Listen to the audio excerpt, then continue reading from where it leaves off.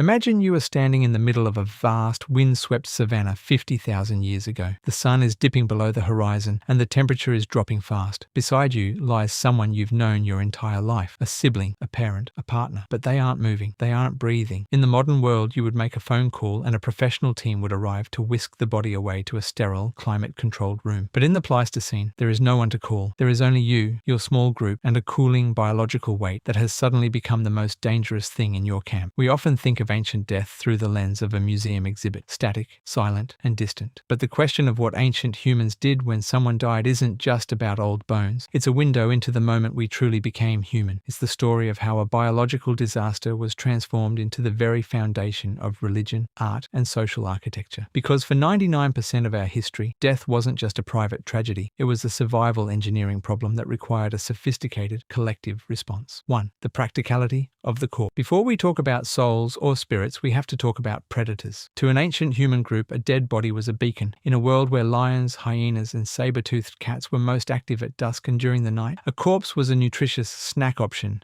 that could bring disaster to the entire living group. You couldn't simply leave a body where it fell. Hygiene standards in the ancient world weren't about aesthetics. They were about not being eaten. The earliest response to death was likely a brutal form of pragmatism. Some researchers suggest that before we started burying our dead, we simply moved away. But as our social structures became more extraordinarily dense, and we began to rely on specific premium real estate like defensible caves, we had to find a way to stay put while managing the dead. This is where the first security systems of the mind began to form. We didn't just need to hide the body from animals, we needed to hide the reality of loss from our own fracturing psyches. 2. The archaeology of grief. Here is the part that modern psychology is only just beginning to grasp. Ancient humans didn't just shrug off loss because life was cheap. The archaeological record contradicts that idea at every turn. We find infant burials from tens of thousands of years ago where the child was carefully arranged, sometimes covered in red ochre, sometimes buried with precious grave goods or even flowers. These weren't functional disposals. They were survival engineering for the heart. By burying the dead, ancient humans were doing something no other animal does. They were creating a permanent anchor in the landscape. This was the cognitive revolution in action, the ability to believe in something that isn't physically there anymore. When you bury someone with a bead made of shell or a bone flute, you are saying that the future exists, and it might include them in some other form. Grief wasn't a malfunction. It was the social technology that bound the survivors together even tighter. 3. The birth of the Ancestor network. Once you have a grave, you have a reason to tell a story. Around the campfire at night, which served as the cinema of the prehistoric world, the dead